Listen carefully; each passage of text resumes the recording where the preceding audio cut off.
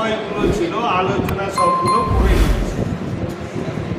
এবার আমরা যে আলোচনাটা করব এখান থেকে যে ছোট কোশ্চেনগুলো হবে আমাদের এমসিকিউ আর এসএকিউ এর প্রশ্ন উত্তরগুলো নিয়ে আমরা আজকে কথা বলব।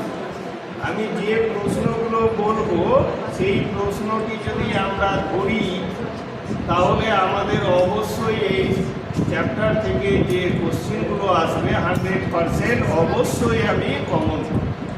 অবশ্যই একটাও প্রশ্ন থাকবে না যেটা এর বাইরে থেকে আসবে। অবশ্য আমি এমসিকিউটা এসএকিউ আকারেই বলবো, সেক্ষেত্রে ওই এসএকিউ ধরে রাখলে গেলেই অবশ্যই আমাদের এমসিকিউ হয়ে যাবে। 2-4টা ভিডিওর মাধ্যমে আমি এই ছোট চ্যাপ্টারের ছোট প্রশ্ন উত্তরগুলো বলে দেব। তো আজকে আমরা যে কোশ্চেনগুলো বলছি, প্রথম কোশ্চেন, আরোহ অনুমানের আকারগত ভিত্তি কয়টি ও কি কি? আরোহ অনুমানের আকারগত ভিত্তি কয়টি ও কি কি? এর আগেই আমরা দেখেছি। তো উত্তর কি হবে তাহলে? আরোহ অনুমানের আকারগত ভিত্তি দুইটি, একটা প্রকৃতির একরূপতা নীতি আর একটা হলো কার্যকারণ নীতি। পরের প্রশ্ন হলো আরোহ অনুমানের বস্তুগত ভিত্তি কয়টি ও কি কি? তাহলে উত্তর কি হবে? আরোহ অনুমানের বস্তুগত ভিত্তি হলো দুটি, একটা পর্যবেক্ষণ আর একটা হলো পরীক্ষা। আর যদি বলে আমাদের আরোহ অনুমানের ভিত্তি কয়টি ও কি কি, পরের প্রশ্ন আরোহ অনুমানের ভিত্তি কয়টি ও কি কি, তাহলে উত্তর হবে আরোহ অনুমানের ভিত্তি হলো 4টি। 1 পর্যবেক্ষণ, 2 পরীক্ষণ, 3 প্রকৃতির একরূপতা নীতি ও কার্যকারণ। তারপরে প্রশ্ন, আরোহ অনুমানের সিদ্ধান্তটি কি জাতীয় বচন? তাহলে আমরা উত্তর লিখব সামান্য সংশ্লেষক বচন বা সার্বিক সংশ্লেষক বচন। তারপরে প্রশ্ন, পর্যবেক্ষণ কাকে বলে? উত্তর হলো বিশেষ উদ্দেশ্য নিয়ে কোনো কিছুকে দেখাই হলো পর্যবেক্ষণ। পরের প্রশ্ন, পরীক্ষণ কাকে বলে? উত্তর হলো কৃত্রিম উপায়ে কোনো কিছুকে পর্যবেক্ষণ করাই হলো পরীক্ষণ। কোনো ঘটনাকে কৃত্রিম উপায়ে পর্যবেক্ষণ করাই হলো পরীক্ষণ। পরের প্রশ্ন, প্রকৃতির একরূপতা নীতি কি? তাহলে উত্তর হলো প্রকৃতি সম অবস্থায় সম আচরণ করে। প্রশ্ন ছিল প্রকৃতির একরূপতা নীতি কি? উত্তরে আমরা লিখব প্রকৃতি সম অবস্থায় সম আচরণ করে। পরের প্রশ্ন, কার্যকারণ নীতি বা নিয়ম কি?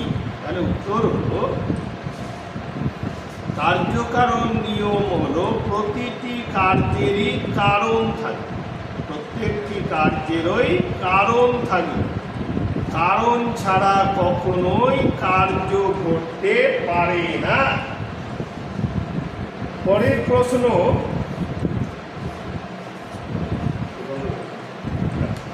আরোহ অনুমানের কে আরোহ অনুমানকে শ্রেণী বিভাগ আরোহ অনুমানের শ্রেণী বিভাগ করেছে? উত্তর হলো মিল। পরের প্রশ্ন, মিল আরোহ অনুমানকে কয় ভাগে ভাগ করেছে? তাহলে উত্তর হলো 2 ভাগ।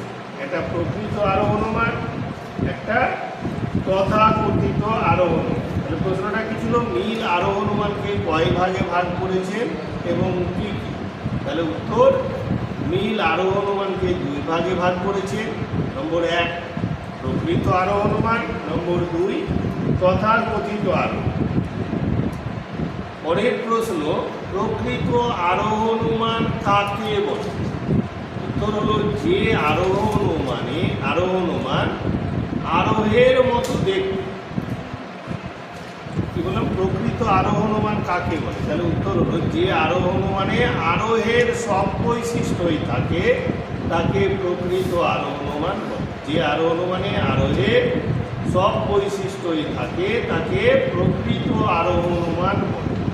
পরের প্রশ্ন, প্রকৃত আরোহণ মান কয়টি ও কি কি? তাহলে উত্তর হলো প্রকৃত আরোহণ মান 3টি।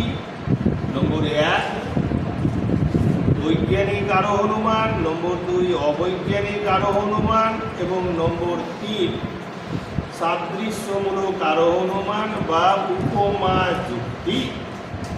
পরের প্রশ্ন, তথাকথিত আরোহণ মান কাকে বলে? উত্তর হলো যে আরোহণ মান আরোহের মতো দেখতে, যে আরোহণ মান আরোহের মতো দেখতে কিন্তু আরোহের সব বৈশিষ্ট্য থাকে না, তাকে বলা হয় তথাকথিত আরোহণ। পরের প্রশ্ন, তথাকথিত আরোহণ মান কয়টি ও কি কি? তাহলে উত্তর হলো তথাকথিত আরোহণ মান 3টি। নম্বর 1 পূর্ণ গণনামূলক আরোহণ মান, নম্বর 2 যুক্তি সাদৃশ্যমূলক আরোহণ মান, নম্বর 3 ঘটনা সংযোজকমূলক আরোহণ। পরের প্রশ্ন, বৈজ্ঞানিক আরোহণ মান কোন শ্রেণীর আরোহণ? তাহলে উত্তর হলো বৈজ্ঞানিক আরোহণ মান প্রকৃত আরোহণ। অবৈজ্ঞানিক আরোহণ মান কোন শ্রেণীর আরোহণ? উত্তর হলো অবৈজ্ঞানিক আরোহণ মান প্রকৃত আরোহণ। পরের প্রশ্ন, সাদৃশ্যমূলক আরোহণ মান বা উপমা যুক্তি কোন শ্রেণীর আরোহণ? উত্তর হলো প্রকৃত আরোহণ। পরের প্রশ্ন, পূর্ণ গণনামূলক আরোহণ মান কোন শ্রেণীর আরোহণ মান?